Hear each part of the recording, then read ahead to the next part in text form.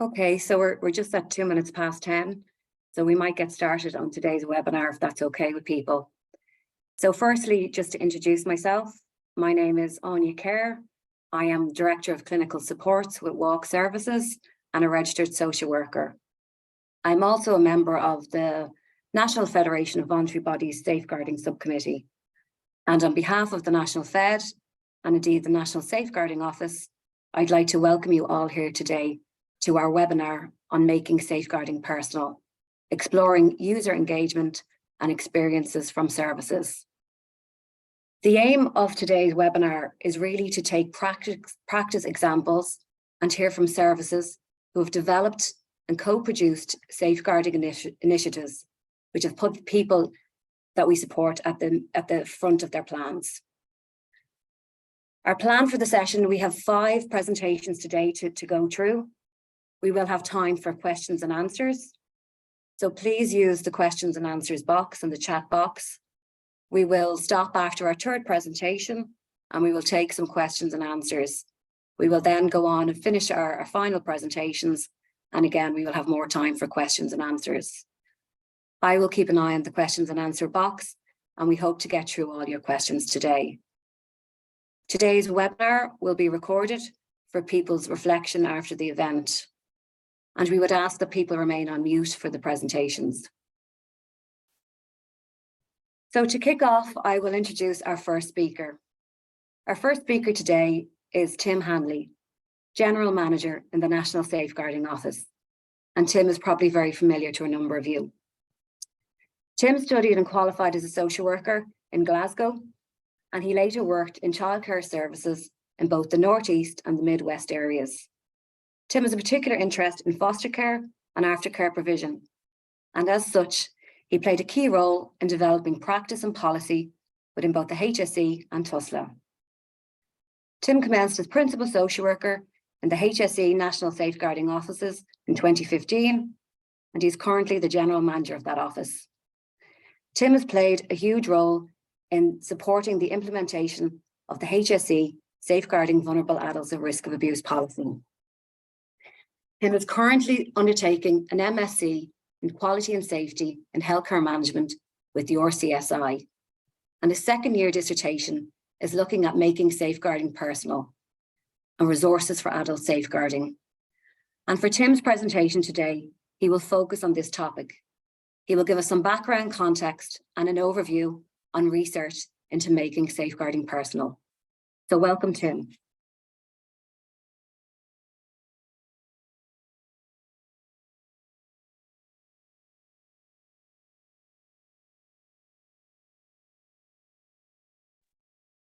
Sorry, Anya, Tim has disappeared at the moment.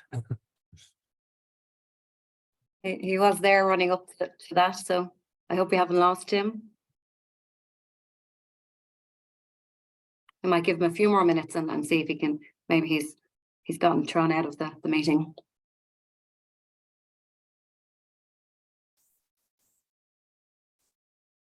Anya, there's people just joining the call still, so that's great. Maybe Okay. just while Tim's rejoining, maybe do you just want to run through the running order just for the presentations and when we break for Thanks, questions? Gillian. Yeah, so we have, as I said, we have Tim first, who's giving us some background to making safeguarding personal.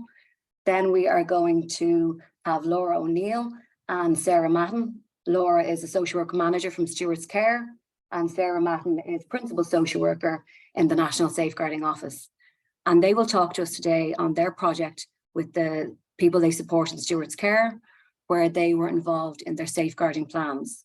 So that will be Sarah and Laura. We will then have Rita Nihignan, Rita is a senior rehabilitation psychologist with the Rehab Group. And again, she will give us some information on her group experience with rehab care and the Making Safeguarding Personal project. At that point, we will have some questions and answers, and we will then come back and hear from Claire Hughes, Senior Social Worker, and Laura Brogan, who's a Senior SLT. Both Claire and Laura work in Peamount Healthcare, and again, they will give us some of their practice experience of making easy read leaflets with the people that they support in Stewart's Care. Finally, we'll be wrapping up the day with Mary Keogh O'Sullivan from the National Disability Specialist and the HSE offices, who again will give us some information on easy read leaflets that she has produced. And we will have some time for questions and answers at that point again. So I see Tim has joined us. Tim, we were getting worried that you'd left us for the session. So Tim, I think if you're happy, you dropped out just in time, Tim. If you're happy, Tim, we might hand over to yourself and you can start your presentation. Thanks, Tim. Thanks, Anya. And I had a bit of a heart attack there. Just as you were about to hand over to me, my connection went. So good morning, everybody. Thanks for the introduction, Anya. I'm delighted that we've had this opportunity to explore making safeguarding personal, looking at user engagement and experience from the services. And it's great that we're once again partnering with the National Federation of Voluntary Service Providers, with Gillian there, and with their safeguarding subcommittee. So this is the second time we have done a joint seminar with them as a webinar. So that's great. My presentation this morning will look a little bit at the background of making safeguarding personal, some of the research and some of the work our offices are doing with services as part of a making safeguarding personal project. So I'll cover all three areas over the next 15 minutes. And as Anya said, after the third presentation, there will be a chance for questions. So Dylan, do you want to fire up the first slide there?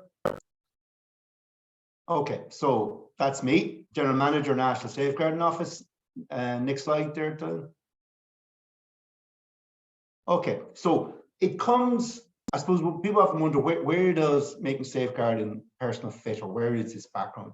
It's part of a range of approaches known as a strengths-based approach. And so many of you on today, from services, for organizations, from safeguarding teams, social workers, nurses, psychologists, social care workers, would work and understand and have the value of strengths-based approach. I always like some of these quotes though, and it's about seeing the uniqueness and the strengths and the abilities in everyone, despite the challenges and the vulnerabilities they may face. So I like this Einstein quote. He says, everyone's a genius, but if you judge a fish by its ability to climb a tree, it'll live its whole life believing that it's stupid. So I always kind of try and remind myself that everybody has capacity if we support them in some way. We might be limited in some ways, but and that is really important. Next slide there, Dylan.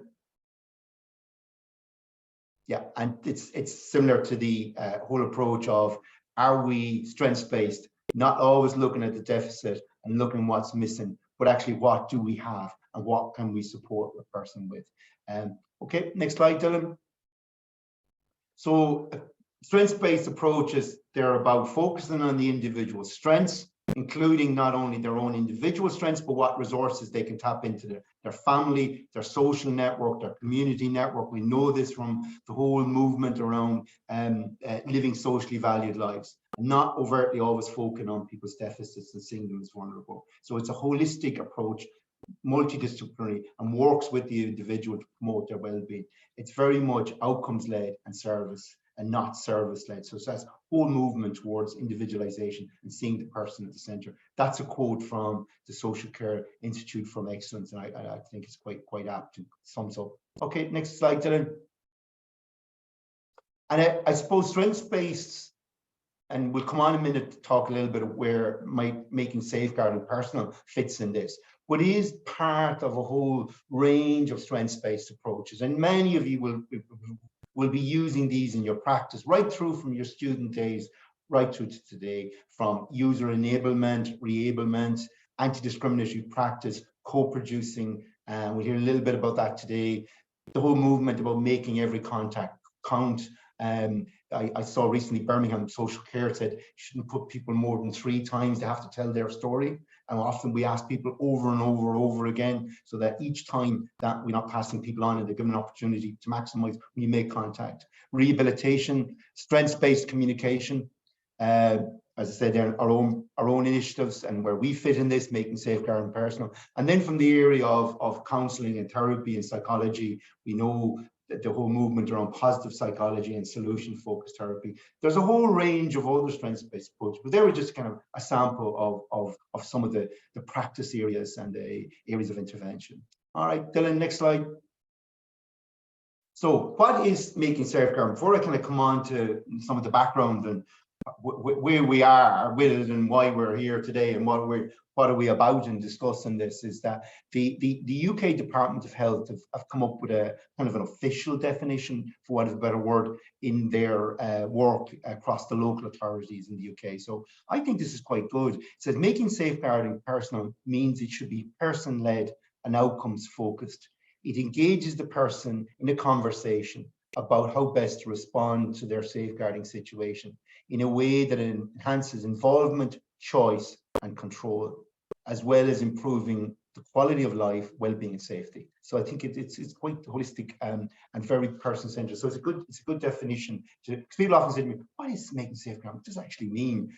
We'll hear a little bit more today from some concrete examples and some initiatives are already out there and happening, so that will make this a little bit more real. I suppose for areas that may be thinking about it or maybe looking at it and saying, "Well, how could I do this in my service?" All right, next slide there. Yeah, and I suppose for me, when I did, I suppose I should declare an interest in this. I've just come through, or I'm finishing a master's in health, quality and safety, and I took the area of making safeguarding personal in my studies with the RCSI. And I suppose what kind of struck me is that it's as much about values and approach as it is about a defined methodology. So when I looked at the UK, some of the local authorities have designed it very much to their area and taken some of the guidance and the tools and applied them in. So what came across was a core set of values and a core approach, but the methodology varied, and you'll see a little bit of that as we go along. Okay, Dylan, next slide. Okay, and I like this image. This came from the UK London borough, I think, of Lambeth, and you know, it's very much user-centric, co-produced. What does safeguarding mean? Help me understand what's happening. Use the language I understand. Involve me in decisions.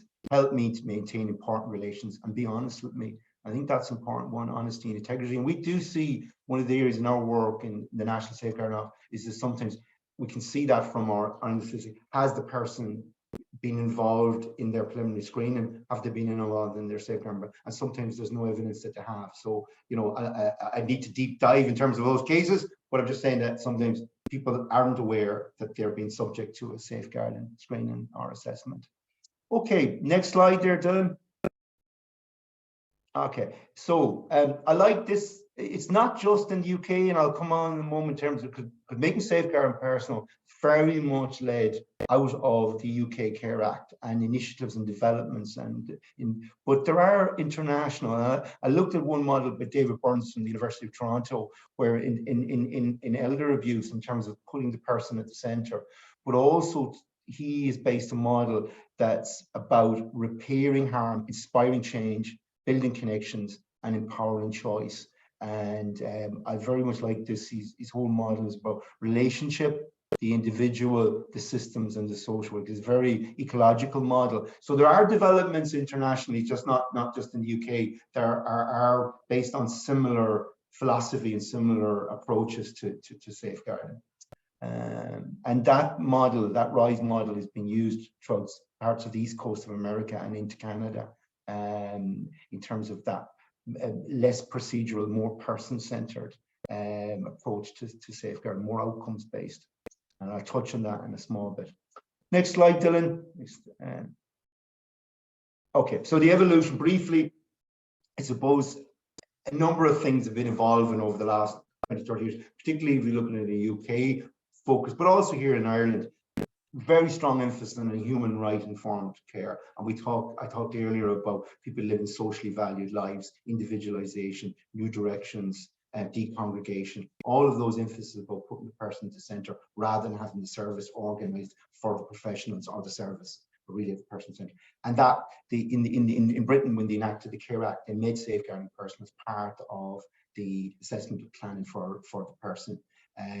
I suppose the other thing that we've seen both here in Ireland and internationally is that safeguarding, and rightly so, needs procedure, it needs process, but it had become very much about outputs rather than outcomes and measure. And we do that in part of our work, how many people, what was the categories of abuse, what was the outcomes, and outputs important information that they are. Really, though, what we need to know is what was the outcome for that person.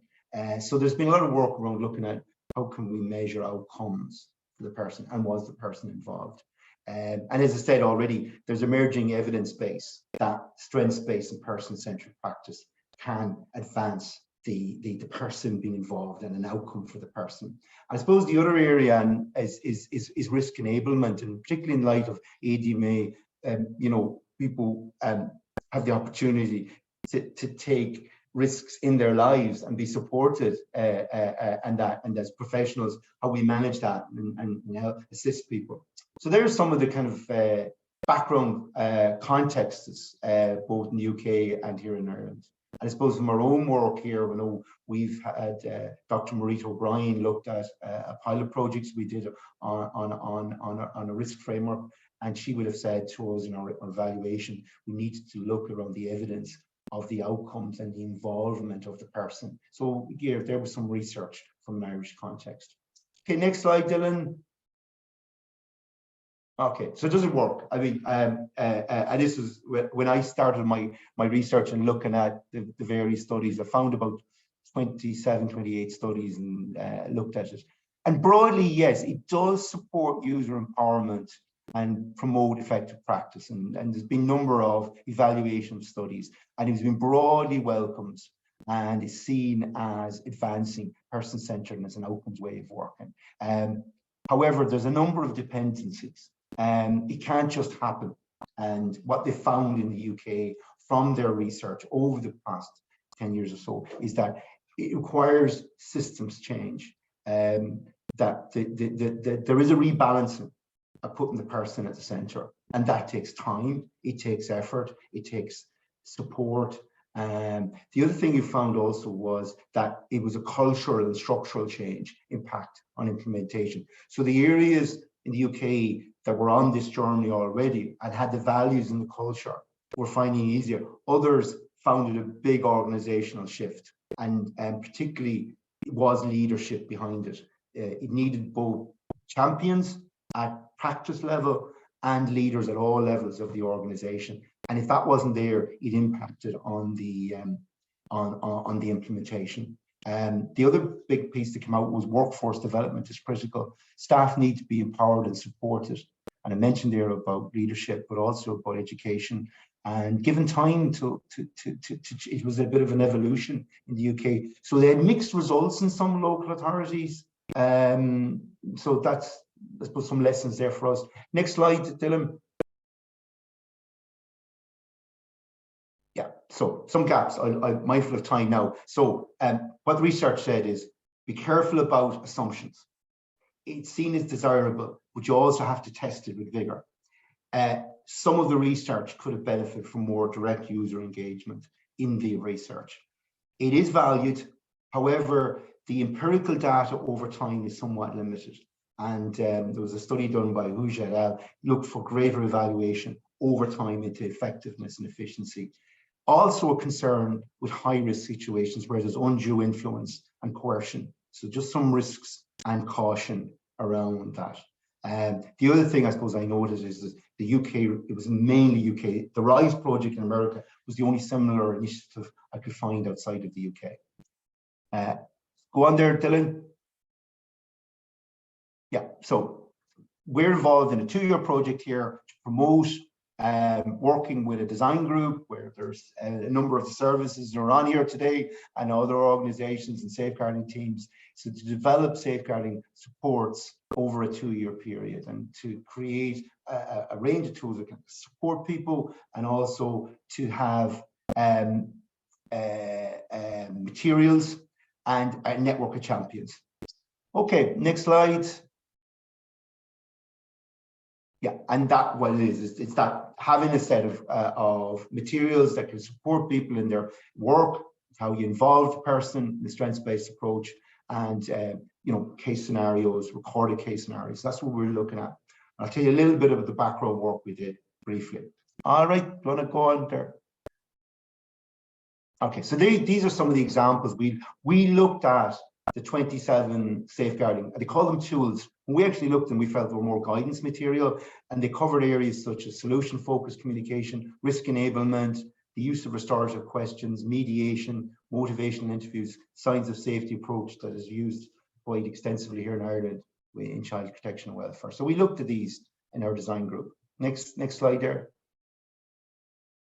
So our group was looking at, as I said, could we design materials for an Irish context, align it to people's own individual services, and to test those tools here in Ireland and be a support for our next phase, which is having a champions network out there.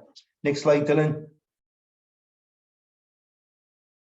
Okay, so one of the things we did was we did a baseline survey currently about how much was known, how much was applied, and how aware were people about strengths-based approach, SBAs and MSP. So I'll just give you a sense of some of the findings briefly. All right, next. So 142 people, both safeguarding team members and designated officers. So the results are limited, and I'm still submitting my research to the RCSI. So look forward to the book in future. Right, so what we found was strengths-based approaches do command support, particularly among social workers, well-established, value-based. Making safeguarding has a lot of interest out there, and a lot of people knew about it. So that was a good thing to hear. That was people were either both interested and finding out. Okay, there was real potential to advance user. People felt this was a real good way, and it was positive a way of advancing user engagement. One of the areas we did find from the survey was language, terminology. There's risks around misinterpretation of language and terminology. Workforce capacity. People are going through a lot of change. There's change fatigue coming out of COVID, reform fatigue, staff down numbers, etc. So any change, people are going, whoa, this is another change.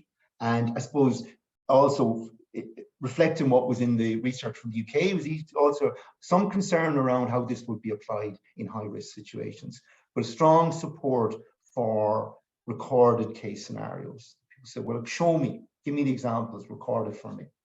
Okay. Next slide, Dylan. So this is, we looked at the various tools, then our design group and my office. So we said there were more resources than tools.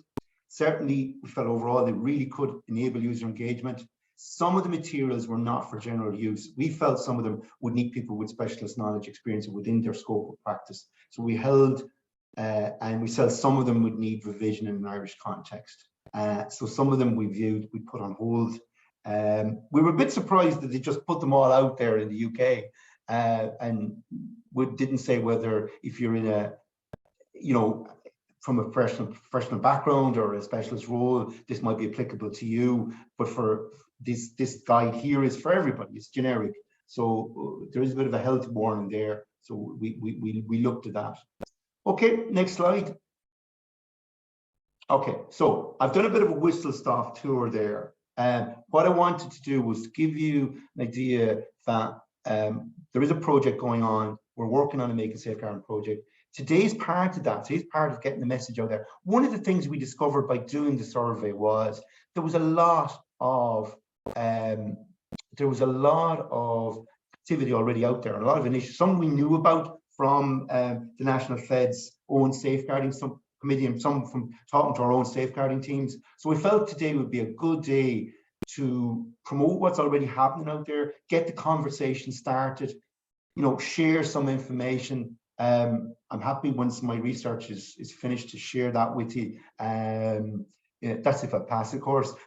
So happy to do that. Anya, have I gone a bit over time? I know I've got a bit of a whistle stop there. And that's okay. That's okay, Tim. You started a little bit late too, so we're doing well. All right. So thank you very much for the opportunity to share all of that, Anya. And I'll pass back to yourself now.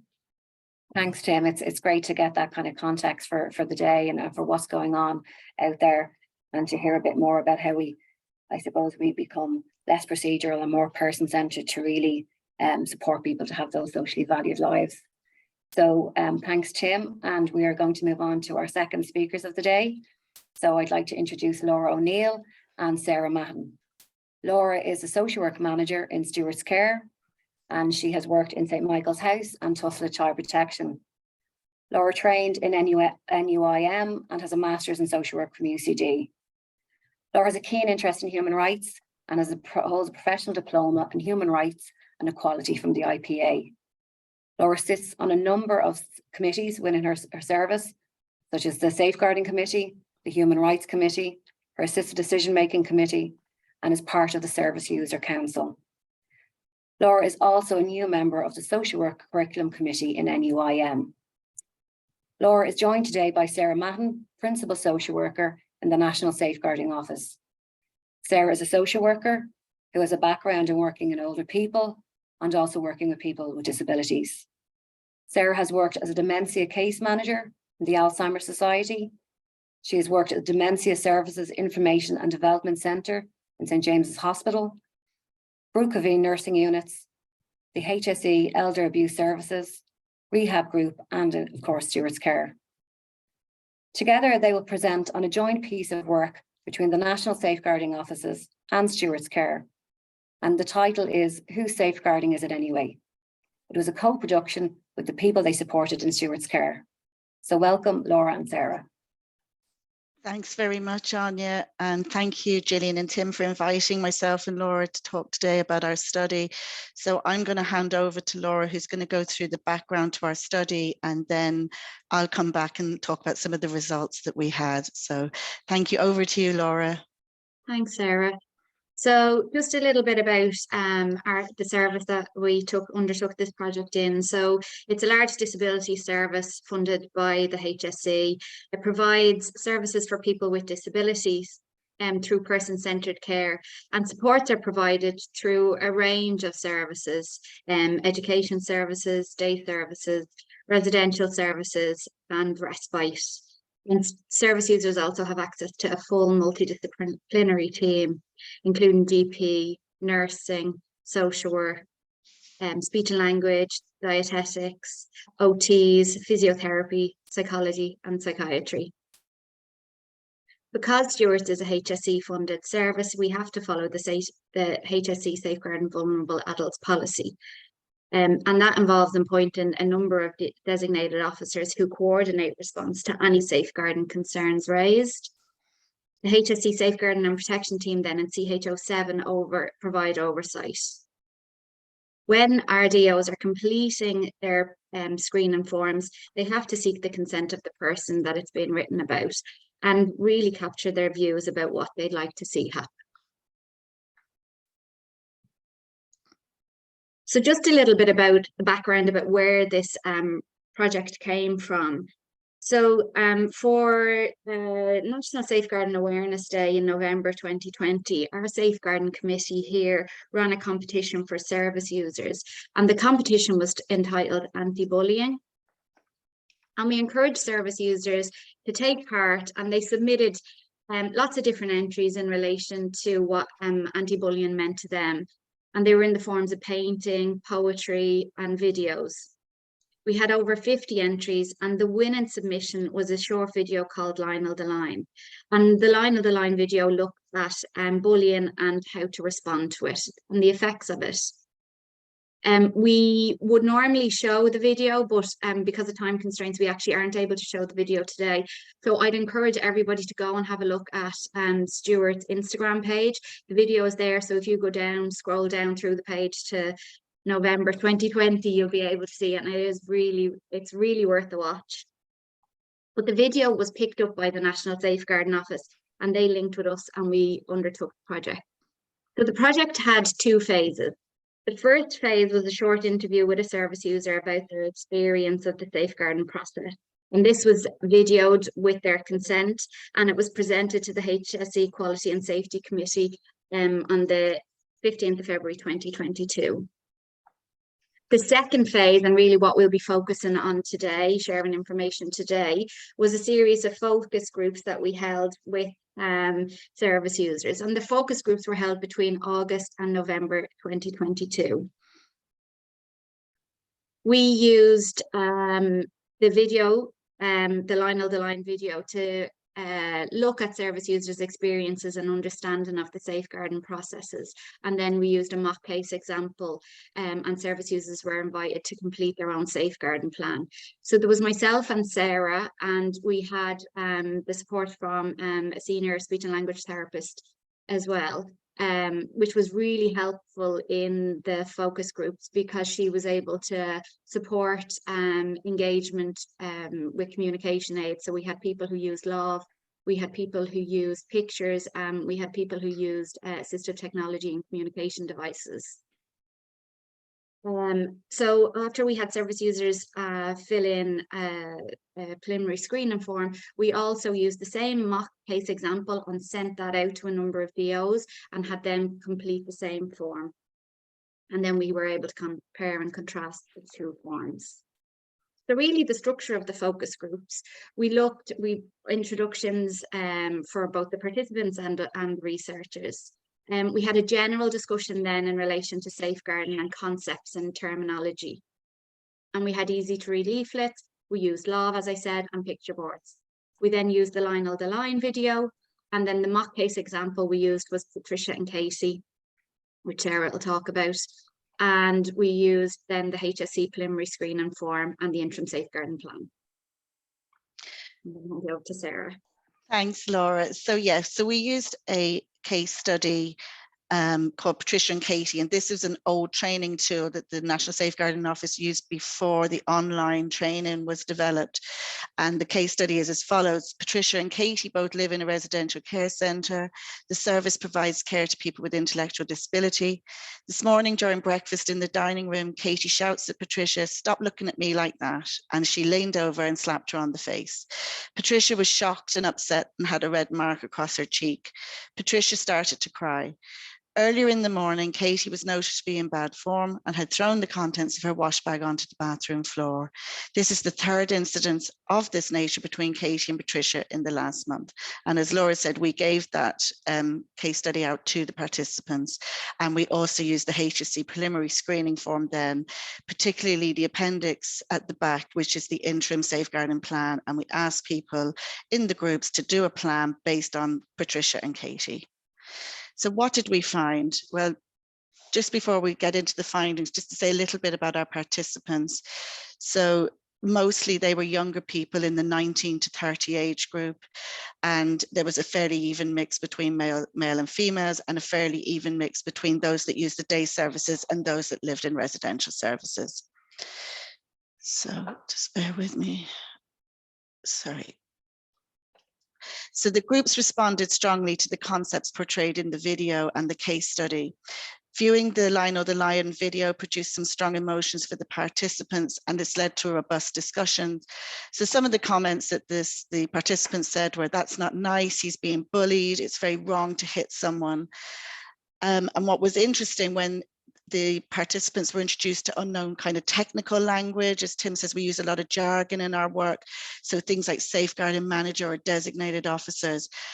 Participants could quickly begin to use this same language once we gave assistance given to explain the concepts of the language. The participants spoke about knowing who their own designated officer was in their own area. They spoke about their own experiences with the safeguarding screening process as well.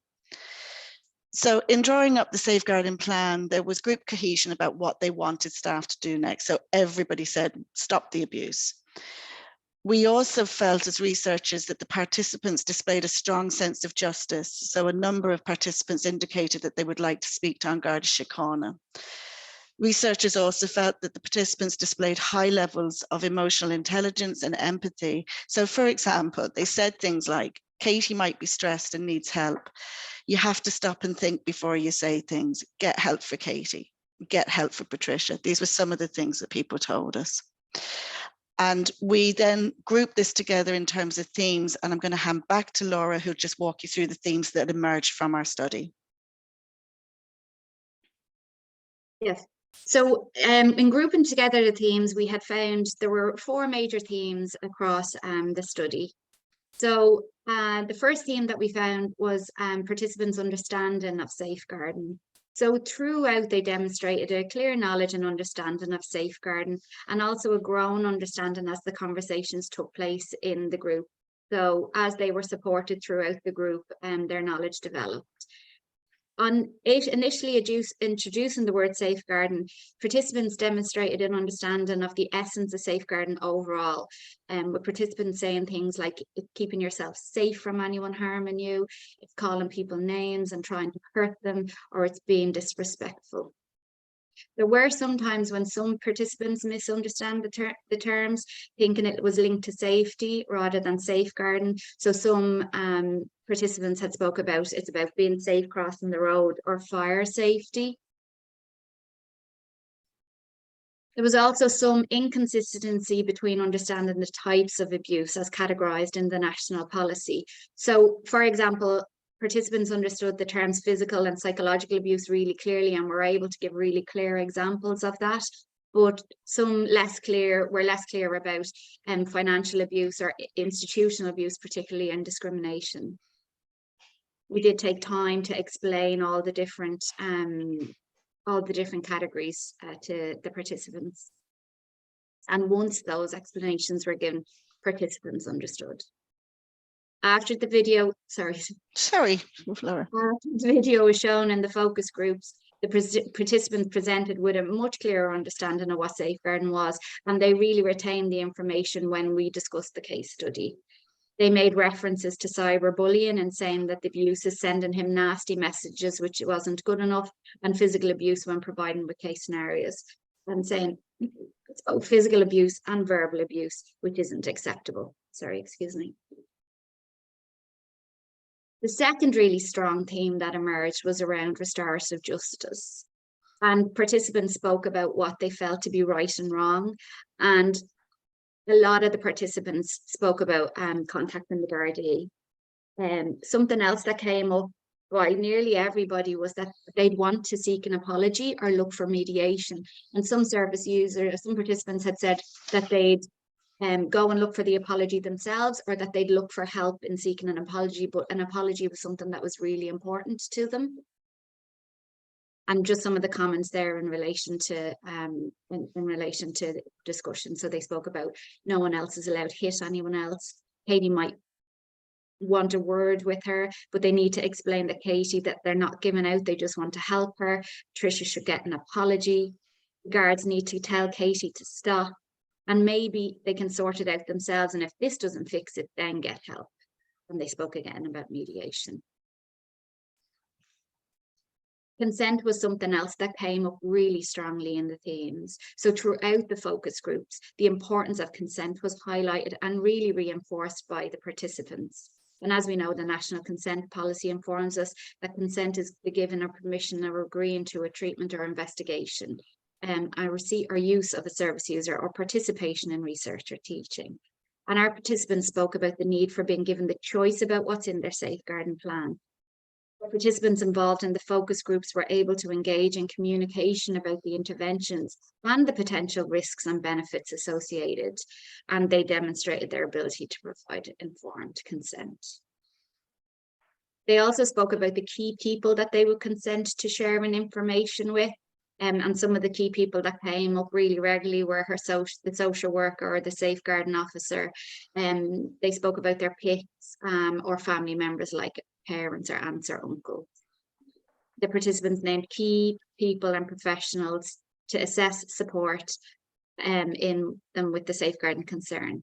And then highlighting these key people, information sharing to assess the risk of harm becomes possible. The other really strong theme that we found was in relation to compassion.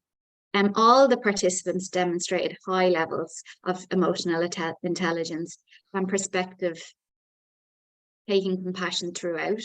During the case scenarios, they spoke not only about how Patricia might be feeling, but they really considered the feelings of Katie, who was engaging in the abusive behaviours.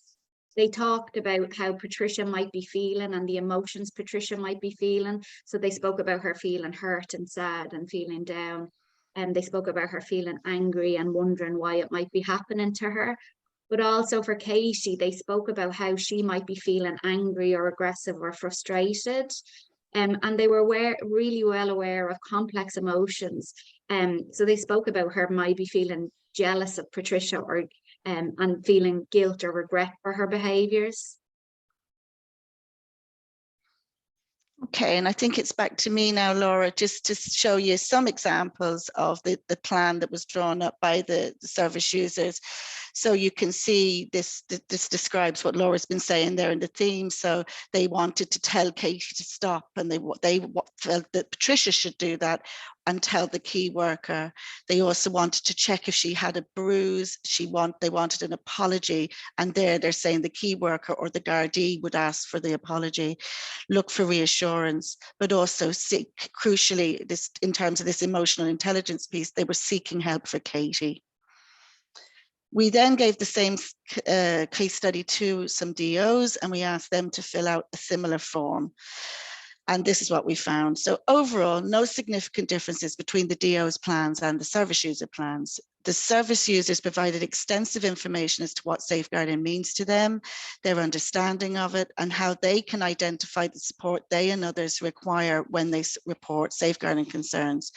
There was very good group cohesion in all of the groups and lots of agreements as to what actions were needed in the safeguarding plans. Both the DOs and the service users identified that physical and psychological abuse was at play. They all gave consent to complete the form. They had a plan to keep Patricia safe, and they had a plan to keep Katie safe. So those were the similarities. There were some differences. So for example, the service users requested medical assistance for the medical assessment for the bruising, and they wanted access to the Gardaí. In the designated officer plans, the medical assistance that was sought focused on psychiatric and psychological and behaviour support rather than the bruising. None of the DO plans referred to An Garda Síochána. And in terms of language, again, just as coming back to the theme around language, the designated officers use very specific terminology, as this is part of their professional perspective.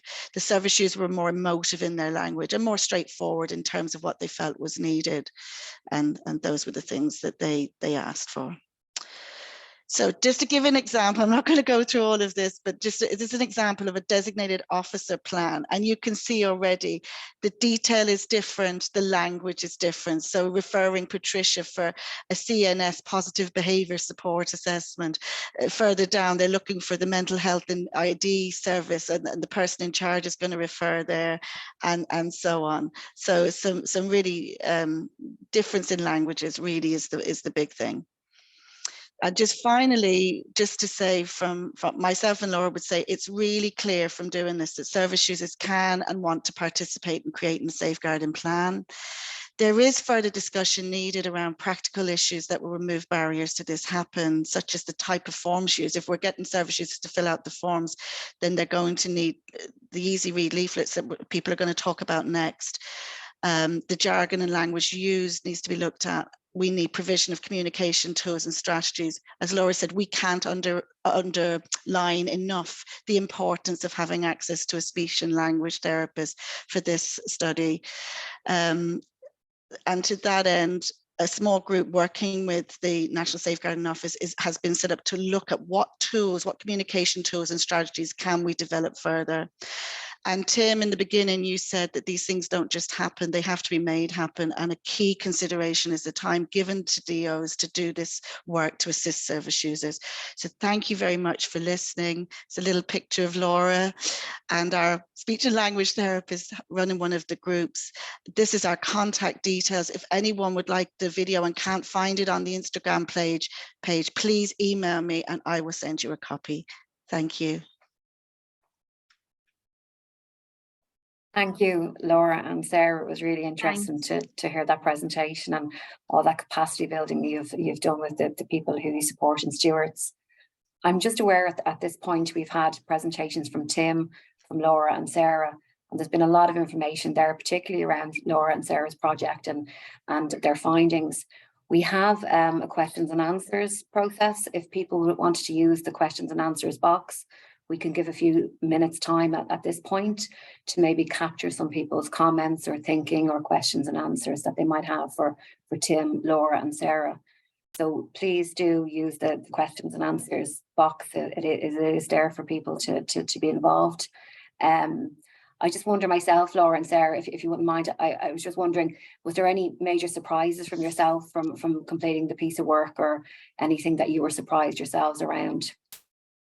I think I was really surprised at the level of compassion. I mean, we've underlined it there in our presentation, because it just jumped out from every single service user, the willingness to support each other in a safeguarding process. That for me, Laura, I don't know if that was similar for you. Yeah, no, definitely. That for me was something that was, it was amazing to see. And we had one of the focus groups, we had a service user who had stood up in the middle of the focus group and had said, I have an idea. And he said, this is what we should be doing every morning. And he said, he spoke about the caring circle. And he said, every morning what should happen is that we need to check in on others to see how they're feeling. And he went around the room and asked each participant, how are you feeling today? It was, yeah. Brilliant. It was so powerful. And for myself and Laura felt that he had developed a prevention strategy. This was actually preventing safeguarding incidents happening, because he was seeing it off by, he felt that if somebody had asked Katie how she was feeling that morning, she may never have hit Patricia. Yeah, and it was back lovely. to basics, isn't it, almost, and people Yeah. being able to safeguard each other and Yes. their peers. Yeah. Even even when they were supporting each other to interact in the focus groups, the time that they gave each other, we had somebody who did use assistive technology, and that can be slow in terms of formulating the sentences, because they didn't have all of the words that they may have needed on their device. But they were so kind to each other and telling each other, take your time with that. And yeah, it was lovely. Lovely. I think we actually have a question come in from Laura Peters for Sarah and Laura. So Laura, thank you both for the presentation on the research project with stewards and the DOs. You noted that the service users had a good understanding to many forms of abuse, but there were areas such as sexual abuse, financial abuse and neglect that did not appear as knowledgeable. Were there any initiatives or education sessions planned on these areas to support service users to learn about these forms of abuse? Yeah. So in the discussion, we explained further in relation to those topics. And then service users did speak to us about their weekly house meetings. Safeguarding is on the agenda now at all of the weekly house meetings where safeguarding is discussed. I'm also doing some informal training additional training with service users. I actually had one session last Friday that had to be cancelled. The service users weren't available, and so that's rescheduled. So yeah, that's definitely been done within our service. Yeah.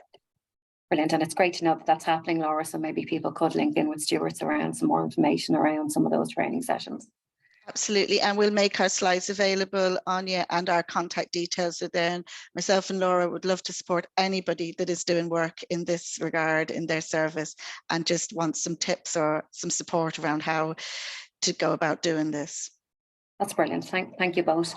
Yeah, just to remind people to use the chat option, and I think we will move on at this point to our next presenter. So our next presenter is Rita Ní Hignon.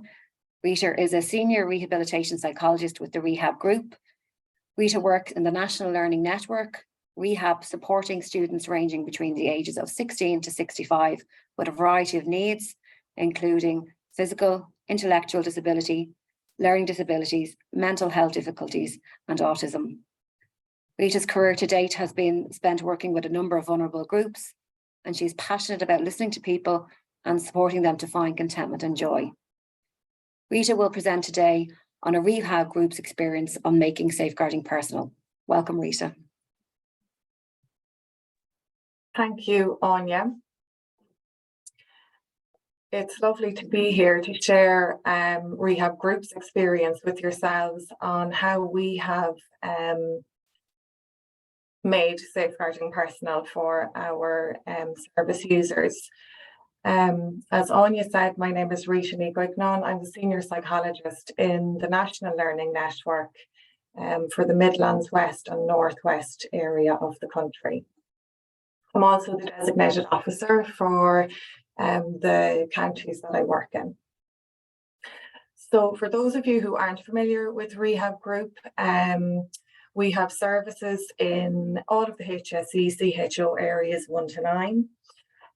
We provide services for adults and children in a variety of settings. We have NLN colleges, child and adult respite, resource centres, and residential houses. We have approximately 221 services. We have 126 rehab care centres, and we have 56 NLN colleges, 65 HICWA regulated services. So we have to operate to the HSE standards in relation to child protection and adult safeguarding. These are required in every single service across all of the regions. So, session overview for the next 15 minutes or so. I would like to take you through how we have made safeguarding personal in the centres that I work in NLN. So that would be Sligo, Leitrim, Donegal and Mayo. I would like to share with you what the outcomes have been and what our learning has been. So what has been the learning of our participants and what has been my own learning as a facilitator of the sessions that I ran with our lovely students in the National Learning Network. Before I get into the nuts and bolts of what I did, it's important, I suppose, to share with you that what I did and what I do operates within a framework, a safeguarding framework that has been developed by Maura McCrudden, who is Rehab Group's national safeguarding lead. And Maura was instrumental in putting together this framework to help us make safeguarding personal within the whole organisation. So in November 2019, Maura worked on this framework. She included references to making safeguarding personal in our organisational safeguarding policy. She developed a presentation to help build knowledge and assist staff to apply a person-centred and outcomes-focused approach to all aspects of our safeguarding work. She made available to all of us practitioners useful tools, easy reads, materials that we could use with our service users and students to help facilitate capacity building in the area of safeguarding with them and for them. And also Maura created a very helpful template for making safeguarding personal. So she created a safeguarding plan and review template or document that we would use with our students to help them populate the PSF, similar to the project that Sarah and Laura have just spoken about. We would have an approach similar in that we would encourage our students and participants to become very involved and collaborate with us in relation to what they want their safeguarding plan to look like. So we have a section in the template which looks at that, and we also have a section in the template which allows for review. So a review would involve looking at how things are going, what might need to be done differently, and what the student or what the participant needs in terms of keeping themselves safe. So it's all around capacity building in terms of safety and safeguarding. So from the resources part of the framework, I ran with an idea that I had, which was to run workshops with the students that are supported in the centres that I work in. So the local implementation for supporting vulnerable adults in my centres was to run 8 workshops locally. So I facilitated workshops with approximately 80 of our students. These students in the main would have been between 20 and 32, but would have included younger people and older people, but in the main that would have been the age group. I would have had between 8 and 12 participants in each session. And each session would have lasted between 45 minutes and an hour and a half, depending on how chatty and gregarious and able to sustain the length of the workshop the students were.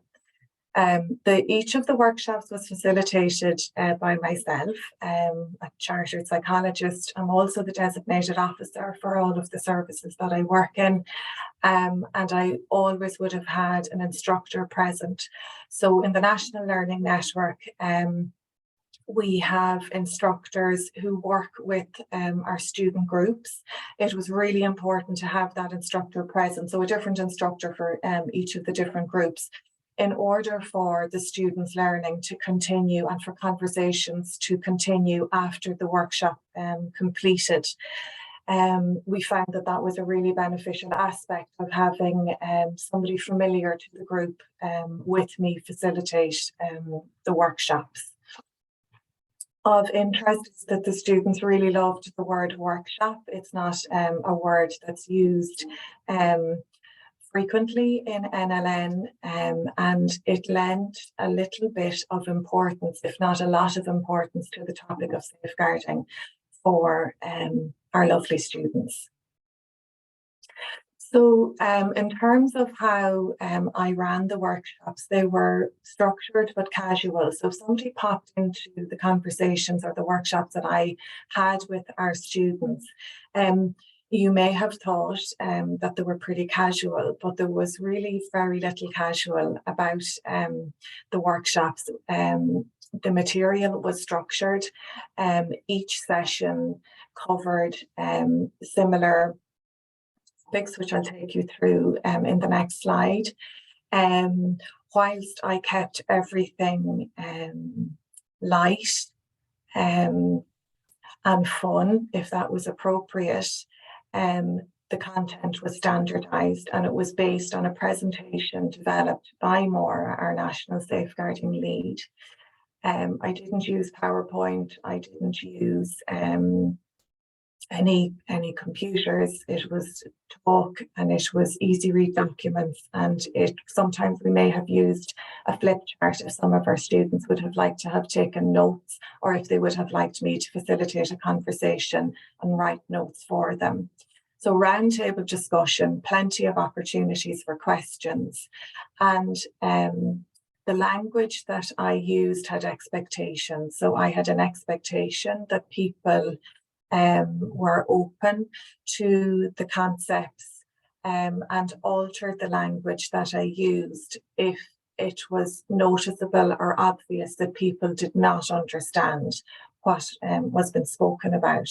So we met our students, or I met our students using adult language. I didn't infantilize any of the language or the approaches, and I think that the students really appreciated that, that they were being met to discuss this really important topic, to help them understand, to build their capacity, to collaborate with them in a way that was accessible.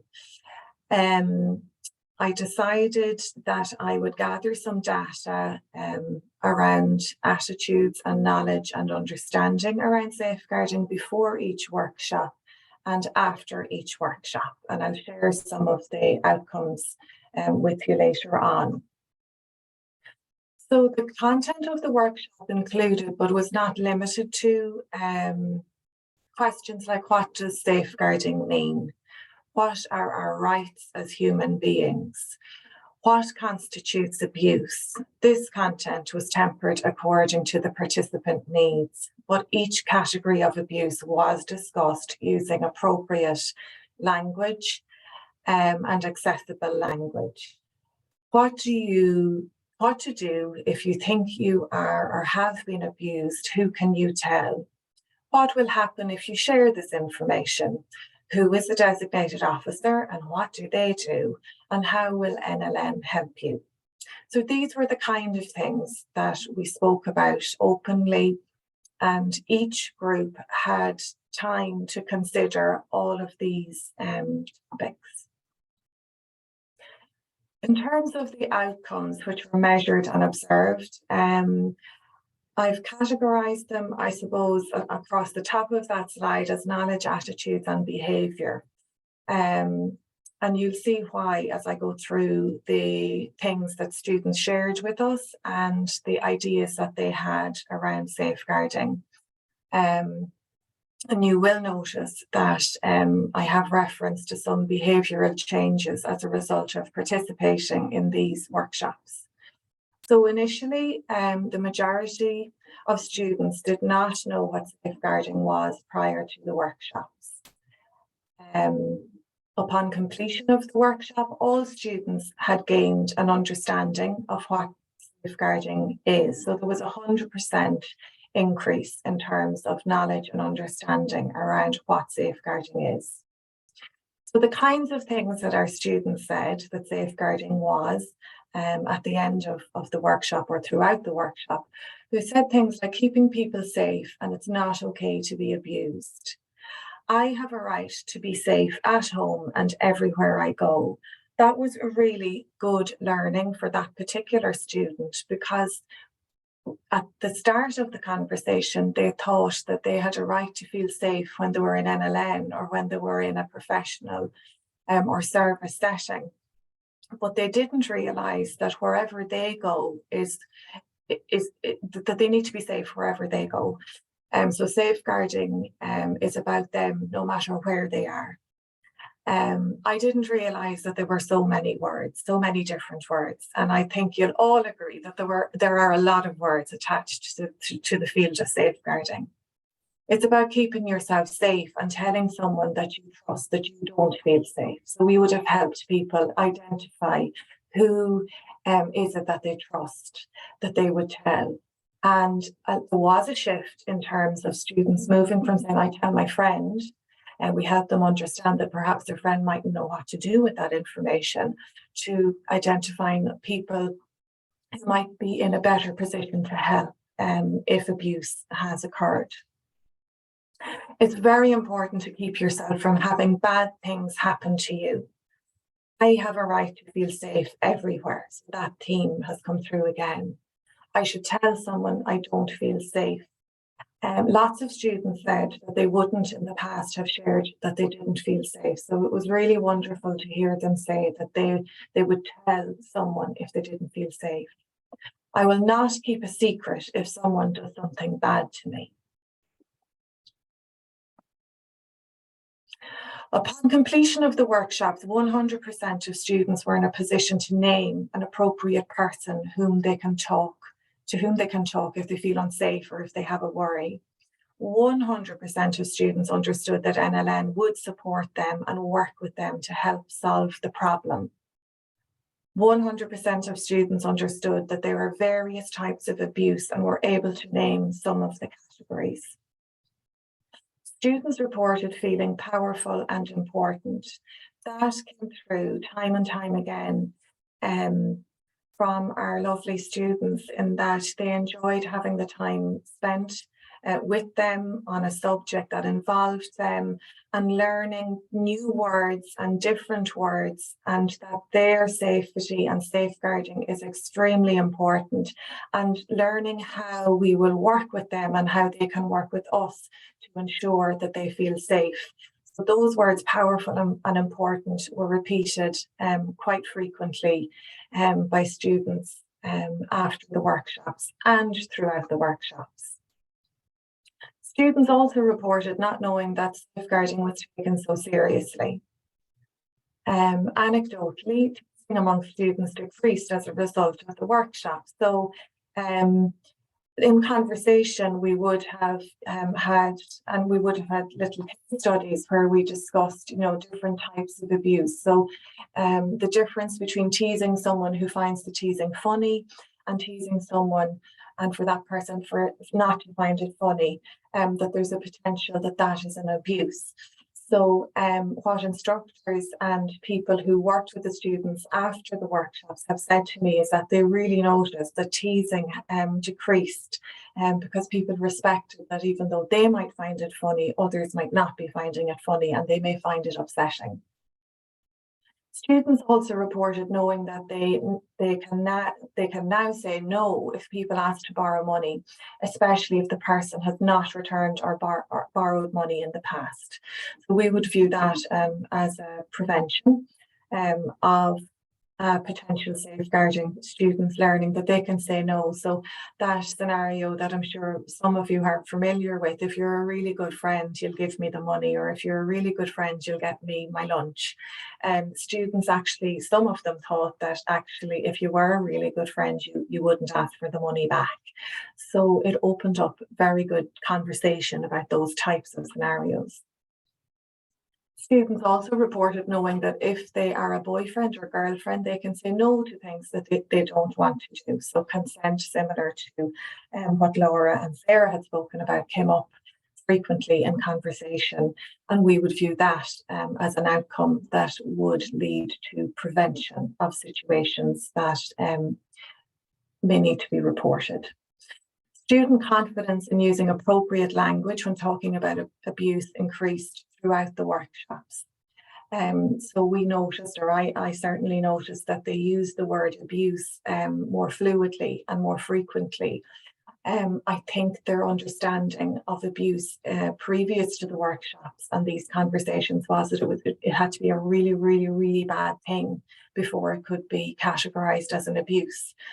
So giving them the permission and the insight to know that abuse comes in all shapes and sizes, from all sorts of places, that was very empowering for our students. 6 students requested private appointments with me in my capacity as psychologist after the workshop. Some of these manifested into safeguarding referrals and others into capacity building. And one student determined that they had actually abused somebody in the past themselves and hadn't realised that that is what they had done. So that led to some psychological support work being done, capacity building, and I suppose a relearning for that student that what they had done in a previous relationship wasn't something that they could pursue in the future. So another example of how these workshops have hopefully contributed to preventing safeguarding scenarios from arising in the future. So what have I learned from these safeguarding workshops? Well, I have learned that safeguarding is a really big word. And I have also learned that using the analogy of a guard dog worked particularly well. So breaking down the word into guard and safe, and using the guard dog as an analogy really helped people access the concept of safeguarding. Adapting language and workshop facilitation styles to make safeguarding less scary and more accessible was key. A lot of our sessions ended up with us singing the Ghostbusters theme tune. So I don't know if you know the Ghostbusters theme tune, but it goes like, who are you going to call? Ghostbusters. So we would have been singing who you're going to call, and then the students would shout out the person that they would tell if they were feeling unsafe or if they needed some help. And that has stuck with them. Some of them still shout that out to me when they see me in the corridors. Helping students see how they can become actively involved in their own safeguarding was very empowering. So, excuse me, this idea of safeguarding happening to them as opposed to safeguarding with them was a real powerful exchange in the workshops. Students are really happy with the collaborative nature of how we support them with any safeguarding problems. Seeing this workshop as the start or progression of an ongoing educational intervention is important. The conversations must continue. So having the second person at the workshop is really important, because I wouldn't work with these students every single day, but the instructors do. So they will be able to continue and keep up these conversations as a natural part of the days or the weeks with our students. Information can be shared in a multitude of ways. So Laura and Sarah have commented on that. So similarly, we would have made information as accessible as possible using a multitude of resources for our students. And as I commented on already, increased knowledge and attitude and changing attitudes contributes to prevention. My mouse has got a little bit sleepy. But that takes us to the end of our presentation. I hope I've kept on time, Anya, but happy to take any questions based on this project, which is ongoing in the National Learning Network. Thanks a million. Thank you, Rita, and thank you for singing in your presentation as well. It was very much appreciated. You're welcome. I really like that quote that you said around safeguarding with them and not safeguarding to them. It's a really kind of powerful quote. I think, Rita, we do have a couple of questions that have come in. I know Linda has asked about sharing the material that you used in the workshops. So Rita, I'm not sure if that's a possibility or if that's something you can do. Yeah, we can certainly look at that. So as I said in my presentation, that there is a standard piece that Maura had developed that I would have based all of these conversations and workshops on. And also to say that some of these conversations, even though I've just presented on the workshops, might have taken we might have gone for walks, we might have had cups of coffee, we might have just been sitting in the canteen together. So there doesn't have to be a formal approach to this. I've just commented on what happened in the workshops. So yeah, I can certainly talk to Maura to see how we can help that person on. Yeah. Okay. We have some comments as well. Liam Keogh has said about the great pieces of research. Well done to all concerned.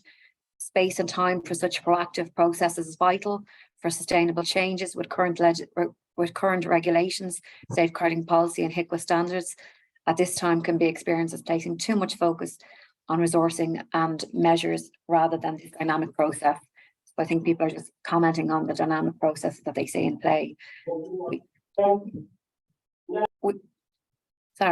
We also have Kieran has come in to say, my sense from the presentation so far is that making service personal is primarily about operational practice guidance, work cultures, organizational professional ethos, training and education, empowerment, consultation with involvement of service users, improved communication, etc., rather than something requiring new legislation. And he'd be interested to know whether presenters or webinar participants consider that there are any health system legislation gaps we should be looking at in relation to this particular aspect of safeguarding, or is it more around that cultural change? I don't know if anybody wants to come in on that. Those kind of gaps in legislation or that cultural change, please. So yes, Tim. Yeah, sorry, just got a very, very good question from Kieran. And I think if we look at some of the research from the UK when they brought in the Care Act and they made safeguarding personal as part of that, I think what is important is it gets an endorsement. In the research, it said it not only was it a structural and a cultural change, and if you look at something like implementing a good safety culture, it does take time, and you need multidisciplinary support, and you need champions, and you need management leadership. So be it legislation or be it state policy supporting that. What we found is a lot of the developments we're hearing from today actually have happened organically. People by their own values or their own knowledge or their own research, or talking to service users and their families, or updating them around research, etc. So a lot of things have happened organically, haven't been led by the centre at all, but people have been, developed. But I think that kind of state endorsement is important as well. It gives it an importance, and it gives it a kind of an endorsement. And also, I suppose, we'll go through a time of change of language and terminology, and it is important that we use those the kind of the words that really do empower people. So I think there is a place for it. But Kieran's right. I think a lot of this is about operationally how we reorientate. And that phrase you used, safeguarding with the people rather than to or at the people, is where we're at. So I don't know if the other panelists want to have a view on that. Yeah, I suppose I just echo that. I actually answered Liam's question. I thought it was Kieran's question. I thought it was a great question. But for me, I think there actually is quite enough legislation. We have very strong human rights legislation. We have a consent policy. Our own safeguarding policy is our own preliminary screening form asks us to seek the wishes and the views of the service user and to state what those are into the safeguarding and protection teams.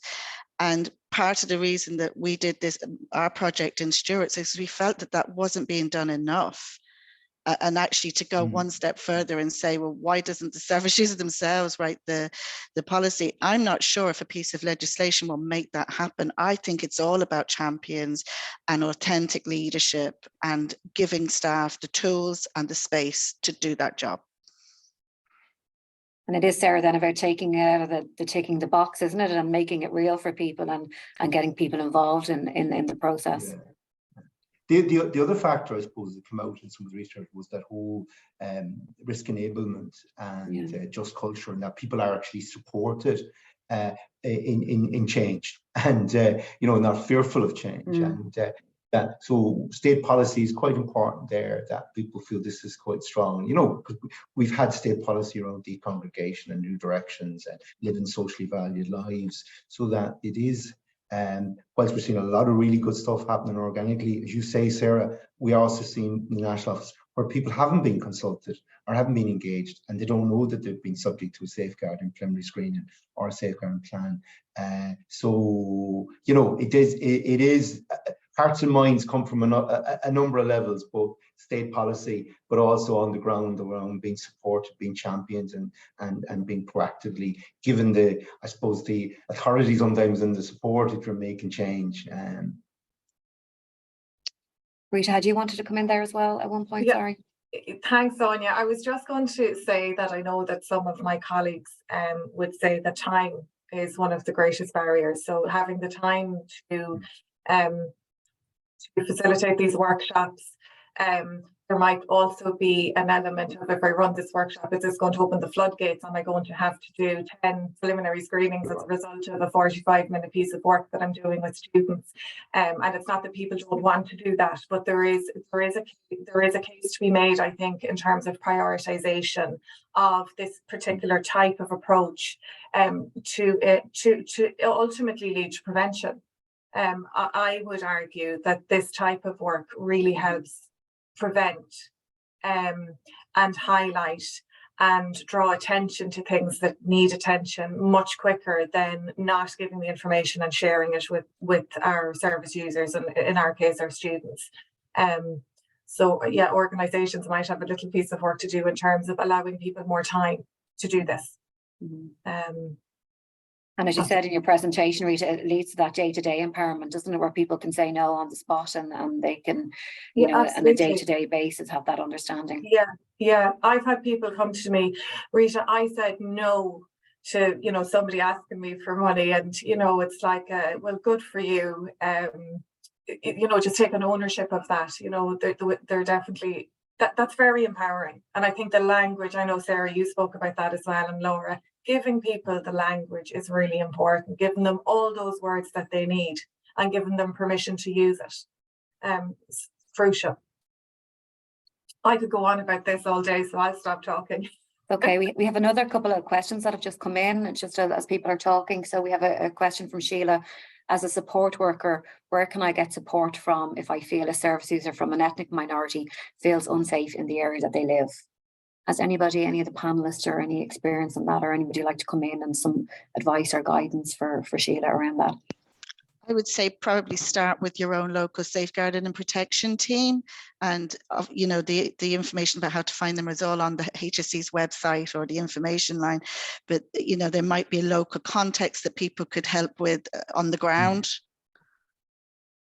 Yeah, there's like for example down here in Limerick we have migrant immigrant groups, support groups. We have Doris Limney, safeguarding teams, and others would be able to network. And it's important to network and get people connected with. There are very good for people from new communities. And actually, I know Mary Keogh O'Sullivan was one of our panelists today, but unfortunately Mary's unwell. But I know she might be somebody as well that might have some kind of contacts or information in that area. So it's something maybe we can even bring to her attention. Sure. Just to say, we have another more of a comment from Rebecca. Rebecca is saying, thank you for the fantastic presentations. It's exciting to see so much co-production and resources going into building capacity. I've always believed we need to place resources into prevention. In mental health, we are at the early stages of designing a co-production co-produce recovery and safeguarding education project. It's exciting and looking forward to reaching out to you all for tips and support. And that's from Rebecca from Safeguarding Lead in CHO6. So really interesting to see that crossover for the mental health services. And I know Rita as well, and some of the participants in some of the groups, there is that crossover. And then Dara as well, well done on presentations, great work done. It strikes me that the multidisciplinary support structure is very important to have in place, and that's really well noted. It's come up in a number of the presentations. It's very important to have in place to be able to respond with the important follow-up that may arise. Not very many organisations have MDT functions available to them, but they should not stop us. Is the local safeguarding protection team available to provide support to assist an organisation to prepare for opening up the important conversation in their service? Thank you, Dara. That's really important, because I know a lot of the presenters spoke about not being able to do it alone, and particularly the SLT and how we break down information and support people with information. So I don't know if any of the panelists want to come in just on that MDT piece, and maybe there's that piece around how we do share some of these resources that people have put together. Sorry, can I take the second part of that, sharing resources? I'll let somebody else answer about contacting the teams, but we're still very much in the early days of what we've done here. And as I said in my presentation, I'm putting together a small group to look at the tools and to try and get some kind of guidance document together with those very practical tips and solutions around this. So once we have that done, we would definitely be sending that out to everybody who wants it.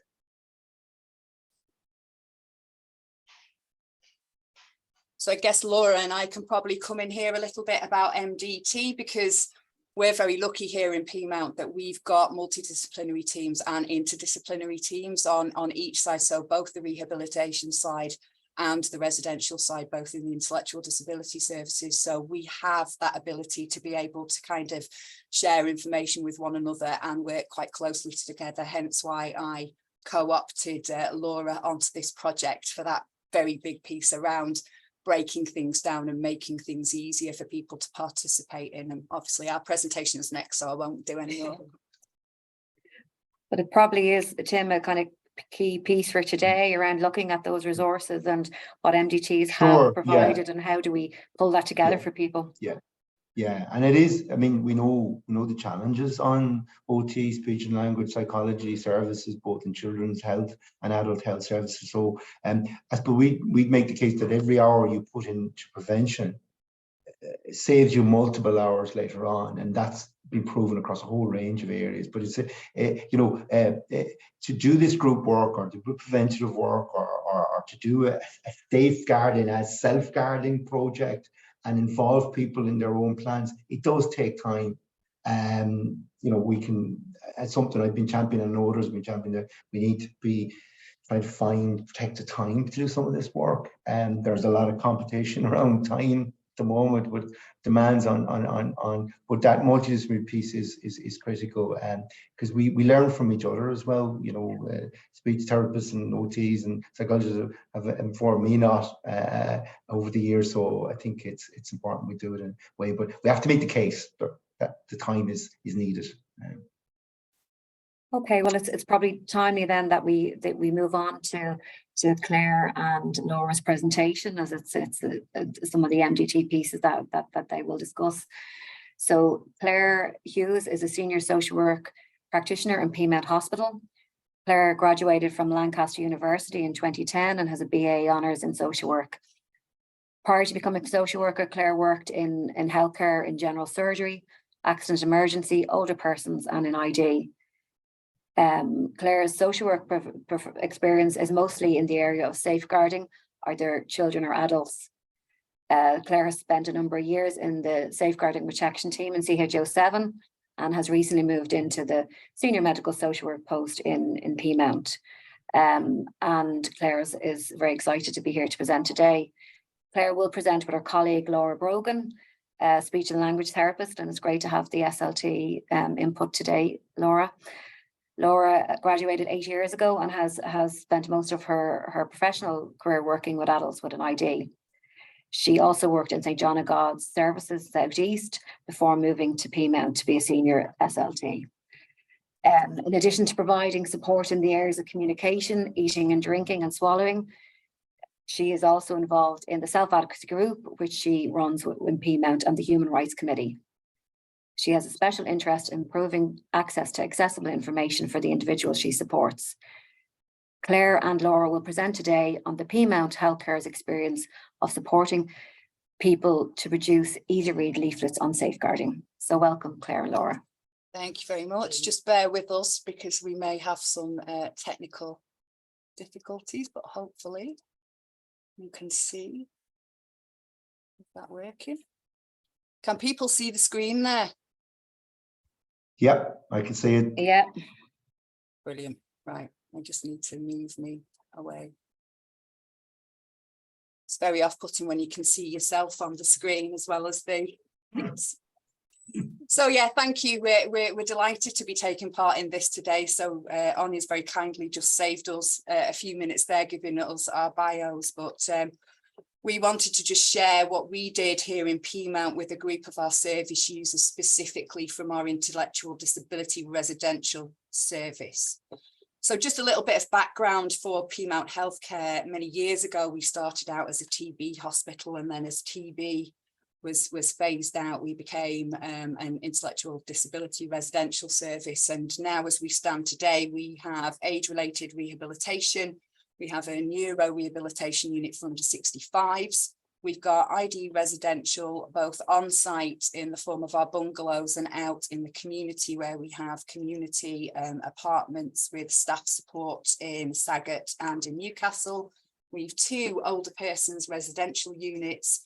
We have respiratory rehabilitation. We've just opened in the last few months rheumatology rehabilitation, and then we also have a neuro disability residential service as well. The neuro disability unit actually covers people from 18 upwards, and I think our youngest patient in there is 19, and then we have older people as well. So the reason we did this is because Laura and I did initially find a gap in terms of access to having an information leaflet about safeguarding and what that was here within Peamount. And I felt it was important that we needed to be able to do something for those individuals, but also to get them involved so that they were part of what information was shared and how that information was shared. And then we realised that it actually wasn't just within our ID service where that gap was,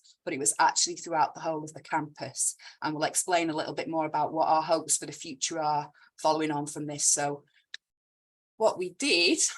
Yes, I suppose the aim of the project then was to produce an easy read information handout, and I suppose this was for across the campus really, so for all kind of patients and service users.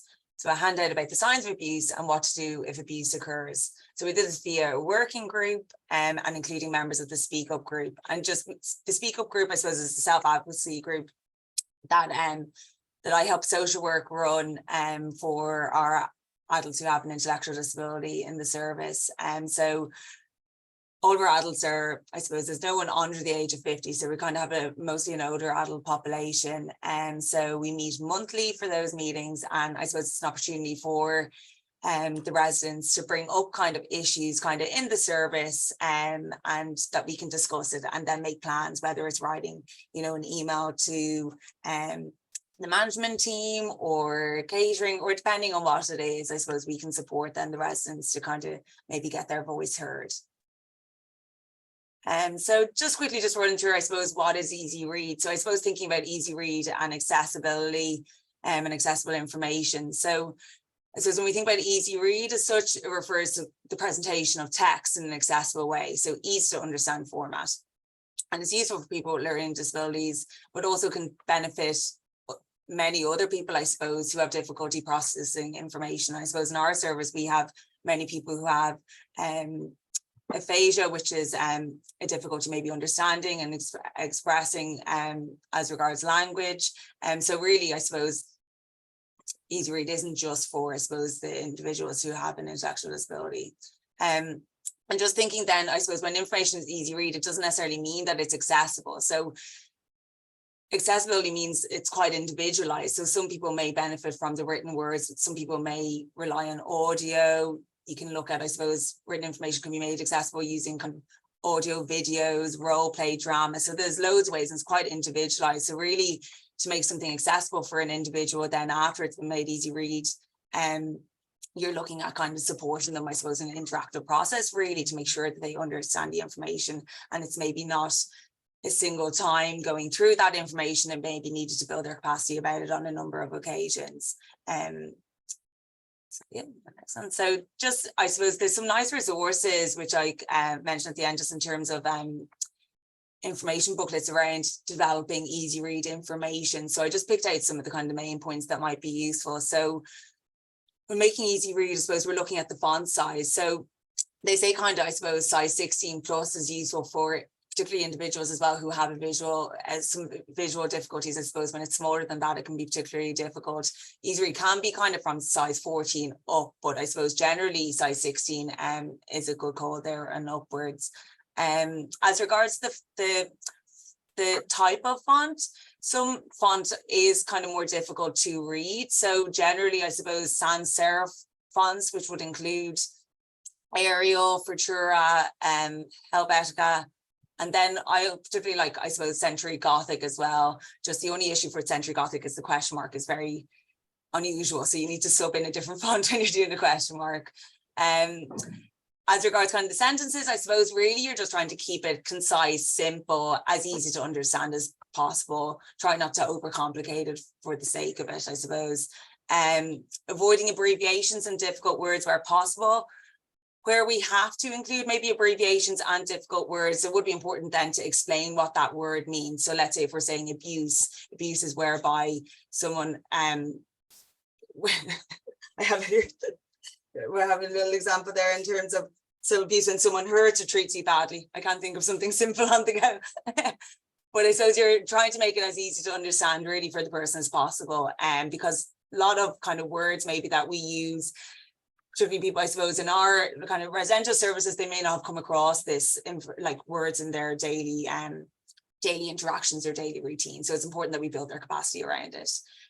Just generally in terms of capitalization, generally you might capitalize the first word in a sentence, but even at a heading, you might not capitalize every single word. And that just is from a readability element, it's easier to read.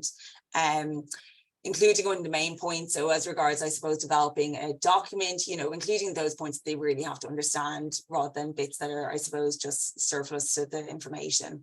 Adding photographs and symbols to the left of the text. And generally, I suppose, photographs are kind of the simplest version of 2D information that we can provide. So, line drawings are more difficult than symbols, and symbols are more difficult than photographs. So where possible, to include as many people as possible in being able to access the information, it would be a good idea to use photographs where possible. Just generally avoiding running sentences across different pages, and also as regards words, I suppose, trying to keep them on the same line as well. So not using a hyphen that they extend across 2 lines. And generally kind of 1.5 spacing between lines. It's a good idea, I suppose, to check what you're developing with individuals who may be relevant to you, so who may have more difficulty understanding kind of written information, perhaps. So you're getting some feedback, because what we may think is easy to understand may not be, I suppose, for certain individuals. And then just a resource that's really useful that we have here in the service is photo symbols. So I think it's UK based. It's an image bank basically, and it includes images of individuals with different disabilities, and it's very inclusive, and it basically is a massive resource of photographs that we can access without copyright as well, rather than using on Google search. Okay, so the next bit is exactly how we went about this and what we actually did. So when Laura and I initially met, we thought it would be best to email each of the persons in charge of the centres that we have here in our ID service, to get them to kind of talk to the residents within their service and find out who would be interested. So with the old story of you can lead a horse to water, but you can't make it drink. And we had an idea of some residents that we knew would probably be quite happy to participate in this, and made those suggestions but asked.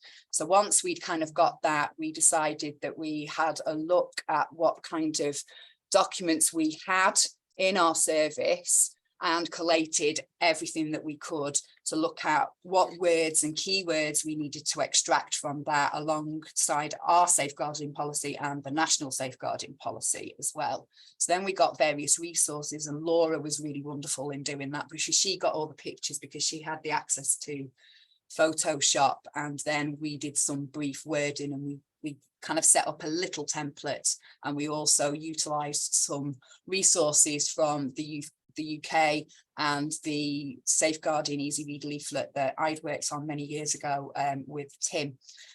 So we then set up a series of group meetings and got everybody up to our lovely health and wellbeing centre here, and we all sat and we went through each category of abuse. So we didn't do that in one session, because that would have been far too much information for me and Laura, let alone the individuals that we were working with. So we went with some ideas of images. We got them to pick what images we got them to talk about what images they felt would be better. So we gave them an idea of what there was out there, and we got them even to the point of voting on what images they felt were most appropriate. And then we got them to talk about what words they associated with abuse, and talked about what safeguarding is, what that looks like for them. Each week we did a draft copy of what we'd done, what we decided we were going to do, and that was reviewed every week that we met. And I think it was 4 or 5 weeks that we met, and then the 6th week was kind of a final draft that was then presented at the Speak Up group. So after that, I had one of the residents come with me, because he was quite interested in making sure that it got out to people who weren't necessarily able to come to the Speak Up group. So we went round some of the units here in Piedmont and sat and shared the information in the leaflet that we'd formulated as best we could, because some people have got a better understanding of others, and time was quite a factor. And if I had my time over again, I'd probably structure that a little bit better than the way we managed it this time. So there's always something to learn when you're doing stuff like this, and it's great to highlight it. So the feedback that we got was quite positive, and we shared that final draft with all of the persons in charge and asked them to share that at their house meeting that they have weekly, and to garner information, because a lot of them have been working with those individuals in their units for a long time and have a better understanding than I necessarily would about what works better for sharing information with them. So we finally got around to doing the final draft agreement by the group of, and there were 6 service users, and I'm going to say service users, clients, residents, because each one of them has a very different view of what they are within our service. Some prefer clients, some prefer resident, and some prefer service user. So we agreed that final draft, and we then shared that with our Speak Up group, thanks to Laura and a colleague of mine, Stephen Roach, who run that. And one of our service users actually read all of that out, supported by Laura, and you'll see a little bit from him towards the end. We've got a lovely video where we met with a few of them just to find out what they felt their experience was. So currently our final draft is with the executive management team here in Piedmont, and as soon as we've got their approval and they're happy with the content, we will then roll that out and make it available across the campus and get feedback from everyone else. Our plan is we will probably review it in a couple of months' times, just to make sure that those people that have had access to it are happy with the information and we can make any changes necessary. So this is just a little example of what it looks like. So that's our front page, and just a little brief there. So that sets out what Laura was saying about the pictures being on the left and kind of text broken down quite simply and easily. And then now this, hopefully it will work. Bear with me, because I have to unshare this and go into another. It's just a 5-minute presentation from 3 of our service users who were involved.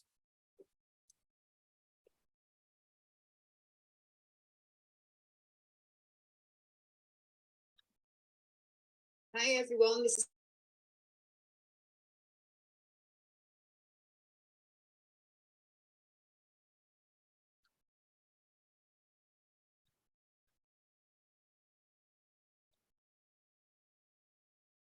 I don't think the sound is coming up there. Yeah, I can see the pictures, but the sound, is the sound working there, Claire? It's working for me, bear with Maybe me. start again and might play through your. Maybe start again. Sorry, yeah, we're just muted there, so maybe that might be the issue. So it's different. Sorry. Apologies. Hi everyone, this is Claire Hughes. You can't see me behind the camera, but I'm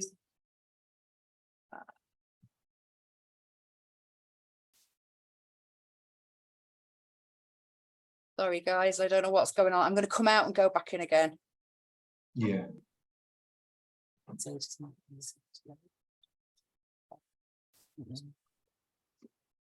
Sometimes videos require quite a bit of broadband coverage. here in PMAT for safeguarding, and How's with that? me is Patricia Dempsey, Laura Grogan, Marion O'Connell and Connell Sherry, all of whom participated in making the Safeguarding Vulnerable Adults leaflet here for PMAT that's accessible. So Laura is just going to ask a few questions and the guys here are going to answer for you. So let's go. First question. How did you make this leaflet?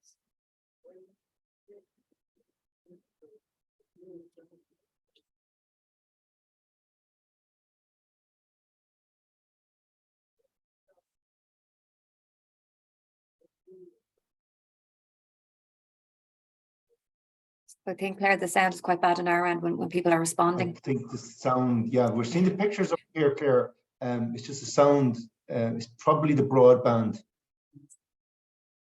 Sometimes if you take out the camera and just run the sound, I know you won't see the people, it could be a broadband issue. I'm not sure if Dylan would know about that. On the share screen, you need to click this share sound button at the bottom.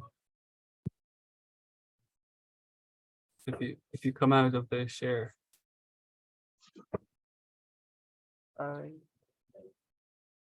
can see when you go to share screen at the bottom of that panel, it should say share sound. And did you guys help to choose the words and choose Not the letting me do it. pictures? We can hear that. We can hear that now perfectly.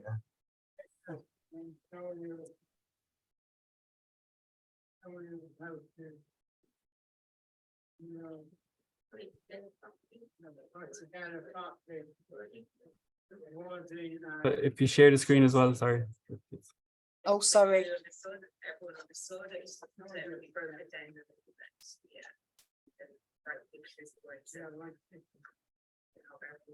Many people as possible.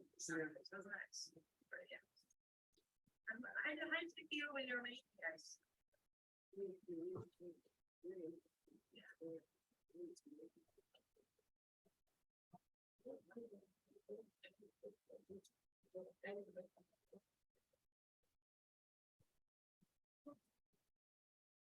How did you feel making it?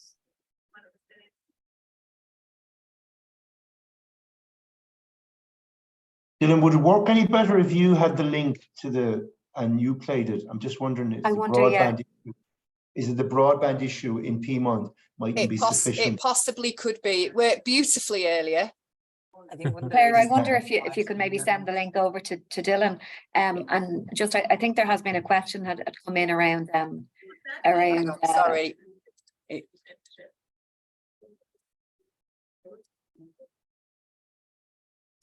Yeah, sorry. The blessed laid plans of mice and men. no, videos are always complicated, aren't they? Yeah. Videos are the complex ones. Yeah. They're Huh? great when they work. They're Yeah. tricky videos on a webinar. But you see, and anybody who knows me knows I'm such a geek when it comes to IT, as a rule, but obviously not today. I will work out some way of sending the link so that people can actually see it after the presentation. So I guess that highlights, and those were three who were really kind of quite vocal within the groups. And it's just really interesting to see how difficult it can be sometimes getting them to process information, and which is why it's so important to work together with allied health professionals around how to make things easier, and just to draw on that whole MDT. And it doesn't have to be a speech and language therapist or a social worker that develops easy read and accessible information. Anybody can do it. You just need to tap into the resources that are around you and say, look, I'm looking at doing this. How's the best way to go about it?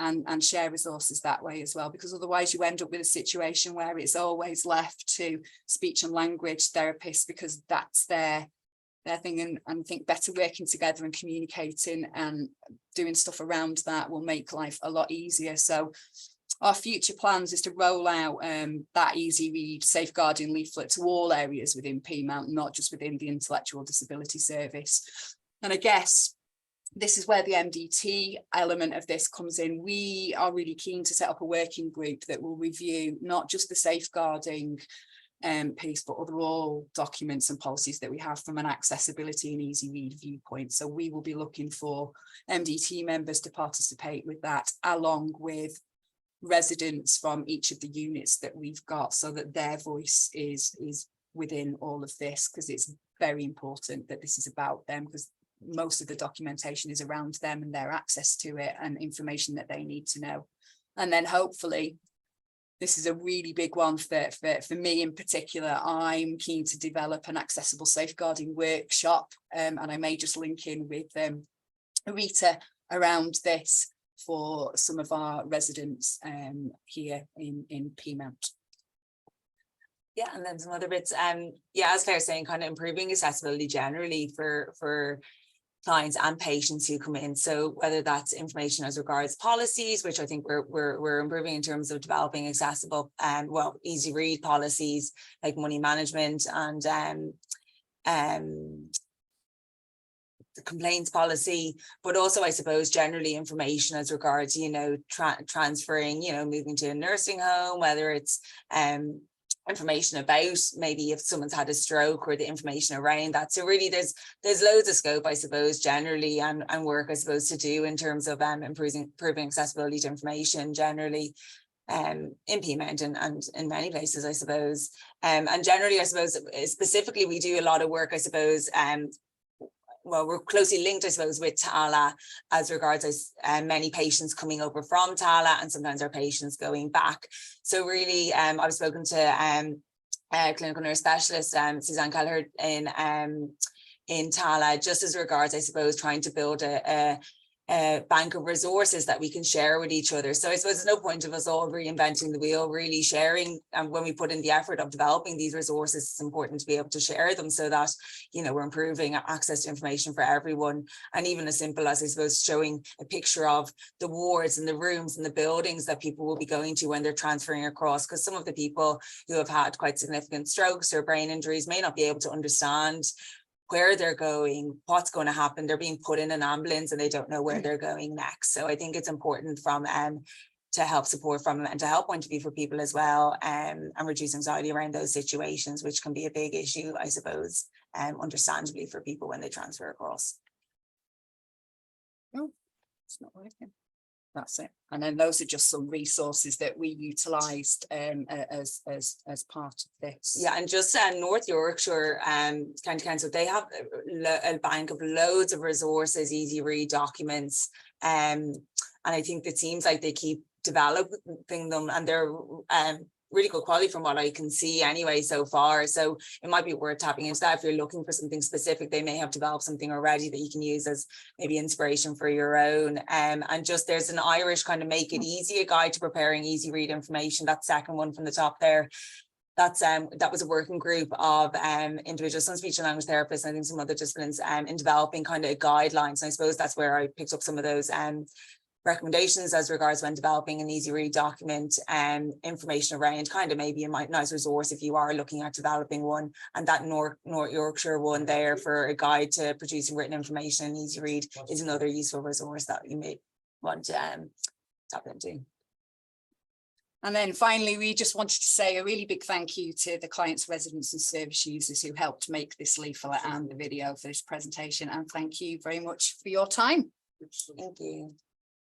Thank you both, Claire and Laura. And just as you were finishing your presentation, you were answering the questions that were coming in. So we did a lot of questions around signposting too. So thanks, Laura and Claire, for a lot of questions around signposting to where people might access some of those resources that you've spoken about. So again, you've given us that information, and the presentation will be up on the website, and the recordings will be available so people can delve into that further. So thank you for that. We are coming towards the end of our webinar today. We have another 10 or so minutes left. Tim, I think you might want to come in. Mary, yeah, Sullivan. just so people, yeah, thanks, Sonia. Mary Kehoe Sullivan has given her apology. Unfortunately, she's not able to be with us today, but she has done quite a bit of work in the area of accessible health information, and has worked with the likes of the Irish College of GPs around improving GP communication. She worked with the disability advocates and the sector. And I know she was particularly interested in talking about areas that they've done, improving the health passport, and also on a communication tool around constipation treatment. So what I'll ask is that maybe afterwards I'll get Mary's slides, if she's okay with that, because she has actually done quite a bit of work from a quality improvement and from a user engagement point of view around a wider area, not just safeguarding, but I think it's the same team, it's the same philosophy, it's the same approach, that you involve people and you empower people, but giving them information that empowers their own knowledge base. So I just wanted to make that point. Unfortunately, she's not able to join us, but we hopefully will get her information and we can circulate it out to the participants. Thanks, Tim. And just a comment again from Lucy, safeguarding workshops seem to be a very good way to go, and perhaps we can share and learn the learning from rehab care and female care, thinking of HSE facilities and moving into mental health. So again, it's just people being aware of the shared learning from today, and today being a great starting point. I suppose just to, as we're coming towards the end, just to recap on what we set to do in this webinar, it was really looking at how we make safeguarding personal, and some of the resources and some of the local initiatives that are doing that, and how we share that learning. We started today with Tim giving us some background and context to making safeguarding personal, and some of the policy and the legislation and the thinking behind the process. We had a very informative presentation from Stewards Care, and they informed us about how they supported people to be part of their preliminary safeguarding forms, and that process and the learning from that. We then heard from Rehab Group around their educational workshops, and how they went about breaking down some of the themes and the ideas, and move to a preventative, proactive stance. And then we finally heard from PMM Care about the development of a safeguarding leaflet from PMM Care, and some of the ideas and the plans that PMM have now in place. And as Tim was saying, unfortunately, Mary was unwell, but there are nationally a lot of work going into leaflets and accessible information. And I think a lot of the comments in the chat box today have appreciated that signposting to where people can get that information. We were hoping, I think if Dylan is able to, Laura and Sarah had mentioned the Stewards video, and we didn't think that we would have enough time. But if possible now, I think we might be able to run the Stewards video. And I suppose just before we do run the Stewards video, I just want to take the opportunity to thank, on behalf of the National Federation and the National Safeguarding Offices, to thank all of our presenters and speakers today on what was a really informative session. And again, thank all our participants and people who attended, and for the engaging in our questions and answers. So I think if anybody else wants to come in, Laurie, do you want to come in there? Can I just say before we show the video that the people involved in making this video are aware that it's shown at any time this presentation is given, and they're delighted that it is and that it's spreading awareness. So yeah, that's all. Thank you, Laura. Sorry, Tim, just the same for us. You work away. Dylan is going to show our video there that we did the same. We got consent, and they were aware that this was being recorded today, and we're happy for it to be shared again. Yeah, and it's Tim here, an unashamed plug before you see video from Stuart's, is World Elder Abuse Awareness Day is coming up on the 15th of June, and we have a conference in Trinity College Dublin. Range of speakers, really, really important topic around hear me, support me, challenge elder abuse. Some very similar themes from what we held here today about we involve people and people have their voices heard.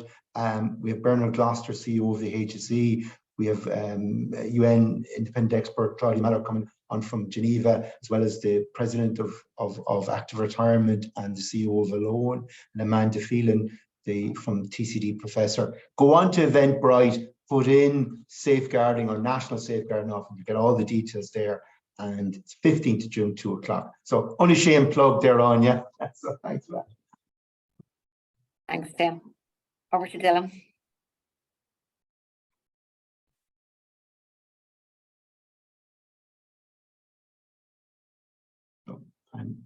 Thanks for engaging today and co-delivering this with our office to the National Federation as well.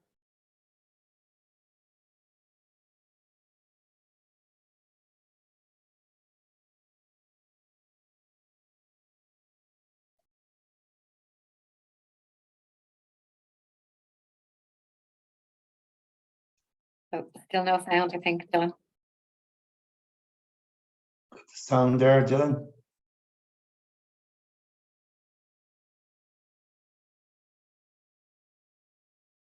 I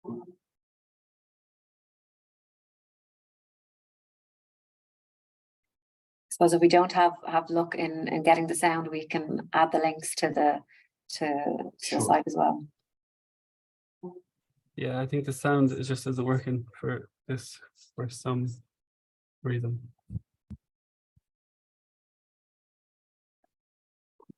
Yeah. Well, we can circulate the link. YouTube link. Yeah. Perfect. We might need to leave it at that. So I think we've tried it a number of times and we're not having much luck.